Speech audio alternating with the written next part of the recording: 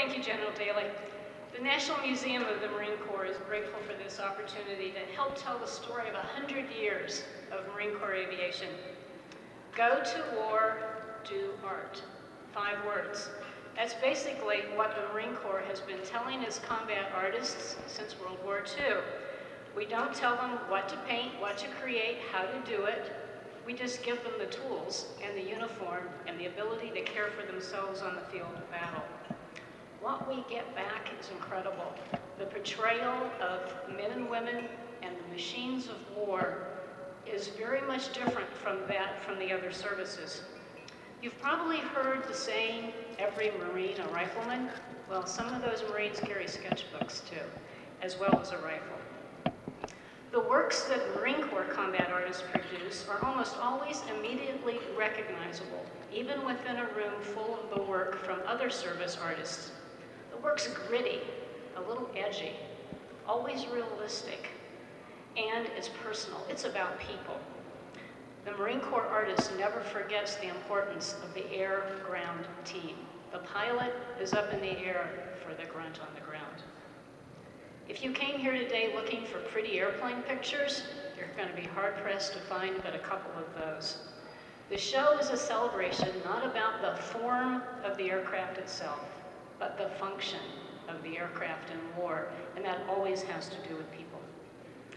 The National Museum of the Marine Corps, which is almost brand new, we opened in 2006, is located near Marine Corps Base Quantico in Northern Virginia, and we manage the combat art program. These days, we usually have a couple of artists on deck, and we send them wherever Marines are. But lately, that's been Iraq and Afghanistan, but also to Haiti during the natural disaster response, to Florida following the Wounded Warrior Regiment and their competitive sports, and to the Western Desert where the artists were involved in live fire training exercises. And then back in their studio, Quantico, they take their sketchbook, their photographs, but most importantly, those impressions and memories, and turn them into finished products like those you're going to see this morning. The museum has some 8,000 works of combat art representing 350 artists.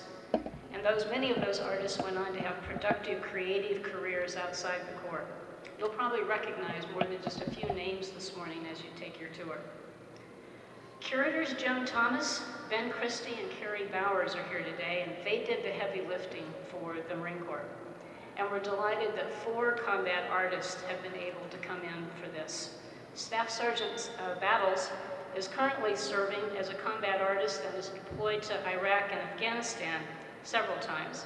The other 3, Charlie Groh, Jim Butcher, and Ed Condra, they deployed to a different climate place and at a different time. Thank you for your service, all 4 of you, and for taking time out to join us today.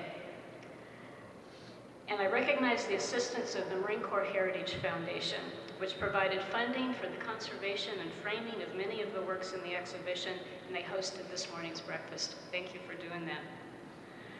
The National Museum of the Marine Corps will continue to celebrate the centennial of Marine Corps aviation this May with the opening of a photography show on the 2nd deck of our museum.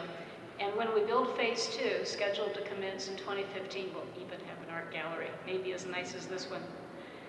If you haven't been to our immersive American History Museum, where we try to put your feet in the boots of Marines across the ages, we welcome you to do so.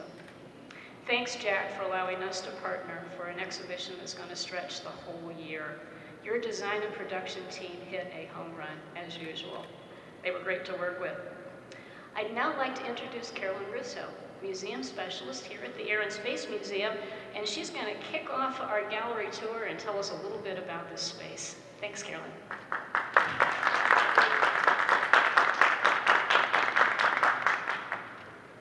Good morning. The Smithsonian Institution has been collecting flight-related art since the beginning of the 20th century.